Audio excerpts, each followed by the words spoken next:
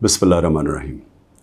इय्याका नअबुदु व इय्याका नस्तईन। मेरे पाकिस्तानियों, बड़ी तेज़ी से इस्लामाबाद में अदालत में मेरा तोशाखाना का केस चल रहा है।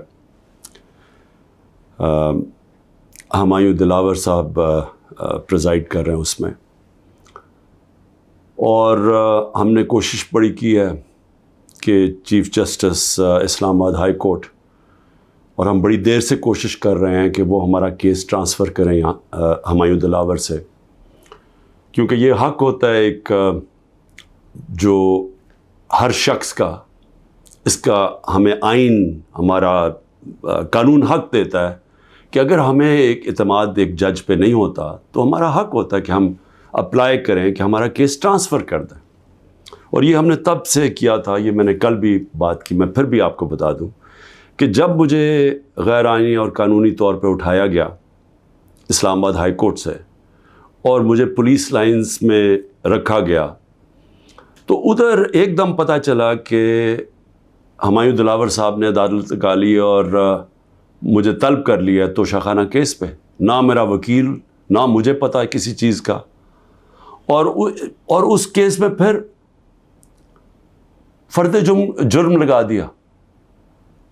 कानून तो यह है कि मुझे बता के लगाना चाहिए था, बताए बगैर लगा दिया। तो हमें तब ही समझ आ गई कि ये हमें यहाँ इंसाफ नहीं मिलेगा। तो उसके अगले दिन हमने तब से अप्लाई किया इस्लामाबाद हाई कोर्ट में ट्रांसफ़र का। अब मैं बात कर रहा हूँ 12 मई को। ये तकरीबन अब समझ लें कि 3 महीने गुजरने लगे हैं।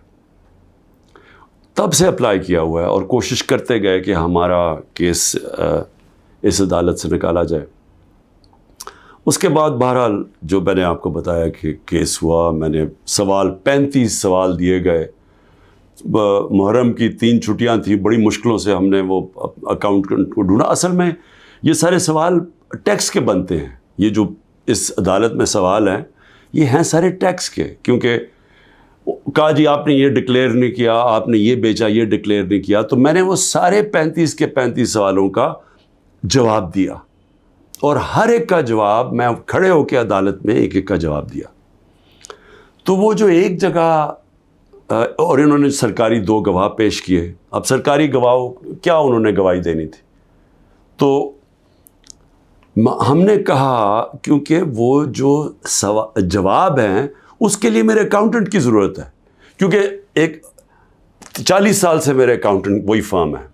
मेरे पास जो पैसे आते हैं, जो मेरे खर्चे होते हैं, वो मैं उनको बता देता हूँ। वो फिर टैक्स फॉर्म्स भर देते हैं, वही इलेक्शन कमीशन की फॉर्म्स भरते हैं, वही वेल्थ टैक्स जो होता है वो भरते हैं।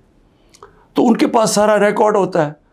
तो अब मैं तो नहीं जवाब दे सकता कई चीज़ों के। तो मैंने गवाह के अंदर अपने अकाउंटेंट को कहा कि वो बैठे, और वो जो ख़ास तौर पे एक जगह पे बात फंसी हुई है कि जी पैसे तो आप शो कर रहे हैं, लेकिन पैसे के ऊपर आपने ये नहीं लिखा कि तोशाखाना का पैसा था। अमाउंट पूरा है लेकिन तोशाखाना नहीं, वो नहीं लिखा। तो ये अकाउंटेंट ने बताना था कि वो फॉर्म उसने जैसी भी भरी, क्योंकि फॉर्म तो वो भरता है। बहरहाल 1 घंटे का टाइम दिया गया और कहा कि 1 घंटे में अब ये नहीं पहुंचेगा तो चलो। अब अकाउंटेंट 1 घंटे में कैसे पहुंच सकता है? ये कोई मिलिट्री ट्रायल तो नहीं हो रहा। उसको विटनेस ख़त्म कर दिया, और भी हमने बुलाए हुए थे विटनेसेस जिन्होंने गवाही देनी थी इन्हीं चीज़ों को, और जो मेरा हक़ है। अब एक फेयर ट्रायल होता है कि आपको मौका मिले कि मुझे अक्यूज़ करें, मुझे मौका तो दें कि मैं अपनी सफाई पेश कर सकूं। नहीं मौका दिया गया, और बड़ी जल्दी सब कुछ तेज़ी से किया जा रहा है। छुट्टियों में कभी ट्रायल नहीं होता। ये आजकल अदालतों की छुट्टियां हैं, छुट्टियों के अंदर डे टू डे ट्रायल हो रहा है। जल्दी पड़ी हुई है कि किसी तरह ये बस जल्दी से ख़त्म हो जाए। मौका भी नहीं दे रहा है। एक दिन क्या हो जाएगा कि 1 दिन डिले हो गया, 2 दिन डिले हो गया, कौन सी क़यामत आ गई? विटनेसेस आए, हम तो मुतमईन हो जाएं कि हमने अपना केस पूरी तरह लड़ा है। लेकिन छुट्टियों के अंदर भी जल्दी पड़ी हुई है कि किसी तरह फ़ैसला आए। हालांकि हम सुप्रीम कोर्ट में भी हैं, और इस्लामाबाद हाई कोर्ट से मुझे कहना पड़ता है कि मैं काफ़ी मायूस हूँ कि वो ना फ़ैसला करते हैं, वो खींचते भी जाते हैं, वो پورا موقع دے رہے ہیں کہ یہ جب فیصلہ ہو جائے. یعنی اگر ہم نے ٹرانسفر کا اتنی دیر اپلائی کیا ہوا ہے تو کم از کم فیصلہ تو کریں. وہ کرتے بھی نہیں ہیں. بہرحال وہاں بھی ان کو بھی میں نے کہا, بڑی دیر کا کہا ہوا ہے کہ ہمیں چیف جسٹس اسلام آباد ہائی کورٹ پہ مجھے کوئی اعتماد نہیں ہے.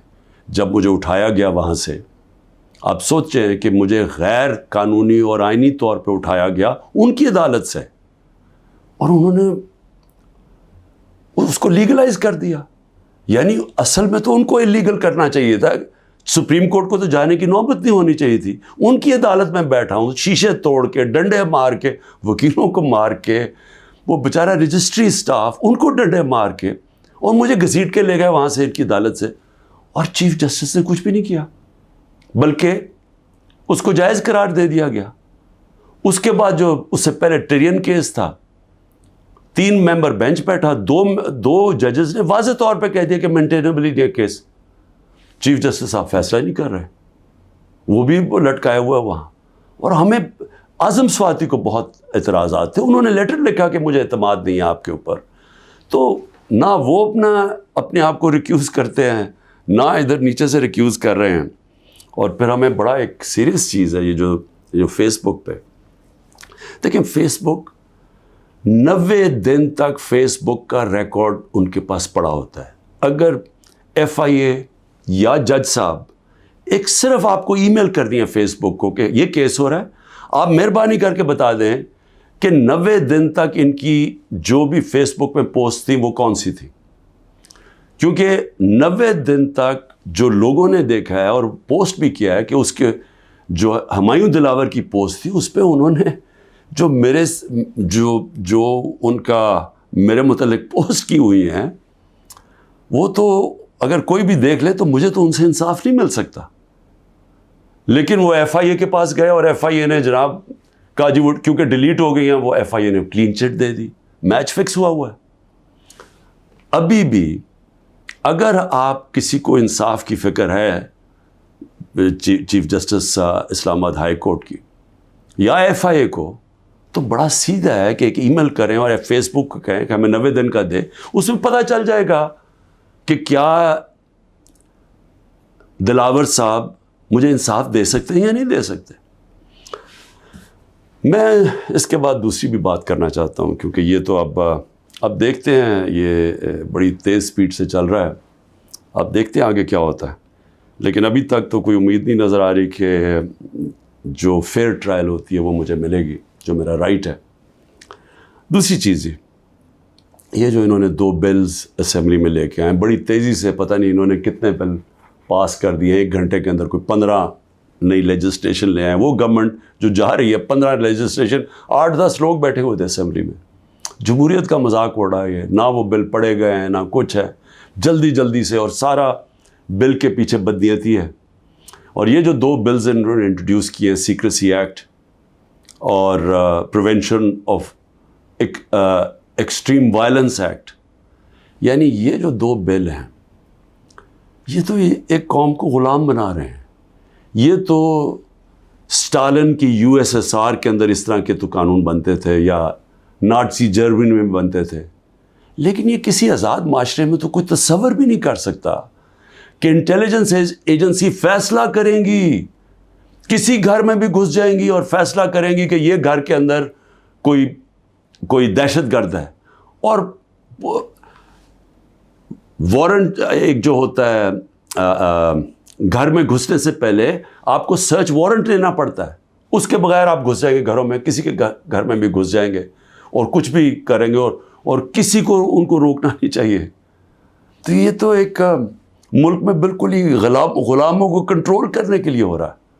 پھر سیکریسی ہے, ایک اور ایکٹ لے آئے ہیں کہ آپ کسی بھی اگر کوئی انٹیلیجنس ایجنسیز کا کوئی آدمی ہے, اس کا آپ نام بھی نہیں لے سکتے. اگر آپ نے نام لے لیا تو وہ آپ کوئی اسٹیٹ سے غداری کر دیں گے, سیڈیشن ہے وہ. تو یہ تو اس طرف جا رہا ہے کہ جنرل مشرف کے مارشل لاء میں بھی اس طرح کی حالات نہیں تھے. یہ تو بالکل ایک وہ معاشرہ, اور مجھے لگ رہا ہے کہ تیاری کر رہے ہیں کہ انہوں نے تو الیکشن کا کوئی نیت ہی نہیں نظر آ رہی. تو اگر الیکشن نہیں کروانے ہیں تو اس کے بعد تو پھر لوگوں کو کنٹرول ہی کرنا پڑے گا, تو انہیں حربوں سے کنٹرول کرنا پڑے گا.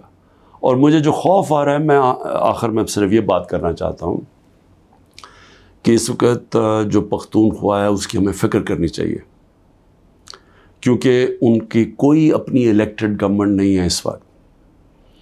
ان لوگوں کو اوپر مسلط کر دیا ہے جن کی کوئی قانونی حیثیت نہیں ہے، اور وہ جو وہاں کر رہے ہیں، جس طرح کی کرپشن ہو رہی ہے اور جس طرح کا وہاں وہ صوبہ آہستہ آہستہ وہاں دہشت گردی بڑھتی جا رہی ہے، لا قانونیت بڑھتی جا رہی ہے، تو وہ تو لوگوں کو پہلے نوجوان وہاں سارے قبائلی علاقے کا جو جس طرح کی تباہی مچی تھی، جس طرح کی قتل و غارت ہوئی ہے قبائلی علاقے میں، ڈرون اٹیک سے، ملٹری آپریشنز، اوپر سے طالبان ایک طرف، وہ دوسری طرف فوج، تو وہ جو لوگوں سے ہوا، جس طرح کی تباہی مچی وہاں، تو وہ تو اسی سے ابھی نکل رہے ہیں. تو اگر یہ اسی طرف چلا گیا پھر سے، تو مجھے تو سمجھ نہیں آ رہی کہ کیا جو اس وقت فیصلے کر رہے ہیں اس ملک کے، کیا ان کو اندازہ ہے کہ نیچے گراؤنڈ کے اوپر کس طرح کا غصہ اٹھ رہا ہے؟ کیا اندازہ ہے کہ جب وہ پولیس لائنز کے اندر جب 100 پولیس والے شہید ہوئے تھے، پتہ ہے نیچے سے کیا آوازیں آ رہی تھیں؟ اور اب جو بجوڑ میں ہوا اس کے اوپر سارے پختونخوا کے اندر کس طرح کا غصہ گیا ہے؟ کیا کسی کو اندازہ ہے کہ یہ کس طرف جا سکتا ہے؟ اور میں اس لیے کہہ رہا ہوں کہ بہت ضروری ہے، ایک ہی طریقہ ہے کہ یہ جو نیچے گراؤنڈ کے اوپر غصہ ہے یہ تب نکلتا ہے جب الیکشنز کرواتے ہیں. الیکشنز میں لوگوں کا غصہ نکل جاتا ہے، اور پھر ایک جب منتخب گورنمنٹ آتی ہے لوگ امید لگا لیتے ہیں، اور ہوتا کیا ہے کہ وہ جو سارا ٹیمپریچر ہے وہ نیچے آ جاتا ہے، سٹیبلٹی آ جاتی ہے، استحکام آ جاتا ہے ملک میں. تو یہ جو دوسری طرف ابھی کوششیں ہو رہی ہیں، جو لوگ اس ملک میں جن کا جینا مرنا ہے ان کو خوف آنا شروع ہو گیا. جو 12 لاکھ یہاں سے پروفیشنلز چھوڑ کے گئے ہیں اور جا رہے ہیں، آج ہمیں سمجھ آنا چاہیے کہ ان کی امید ختم ہو گئی ہے.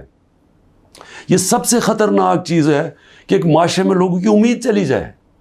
تو جس طرف ہم جا رہے ہیں یہاں تو کوئی روشنی نہیں نظر آ رہی، اور اگر انہی لوگوں نے بیٹھے رہنا یا اسی طرح پاکستان میں الیکشنز کے بغیر ایک کنٹرولڈ گورنمنٹ چلانی ہے اور لوگوں کو کنٹرول کر کے چلانا ہے. میں یہ اپنے تجربے سے ایک تاریخ کا ایک طالب علم ہوں، میں آپ کو بتانا چاہتا ہوں جو سیاست میں ایک زیرو سے ایک پارٹی آج سب سے بڑی ماشاءاللہ پاکستان کی پارٹی ہے، جو میرا تجربہ ہے عوام کا، میں آپ کو کہنا چاہتا ہوں کہ یہ پاکستان کو ادھر لے کے جا رہے ہیں. جو لوگ سمجھ رہے ہیں کہ وہ ڈنڈے کے زور سے اس ملک کو کنٹرول کر لیں گے، وہ سمجھتے نہیں ہیں، عوام کی سوچ نہیں سمجھتے، نہ وہ تاریخ جانتے ہیں، نہ وہ پولیٹکس سمجھتے ہیں، اور وہ پاکستان کے لیے بہت بڑا خطرناک اندھیرے کی طرف ہم لے کے جا رہے ہیں.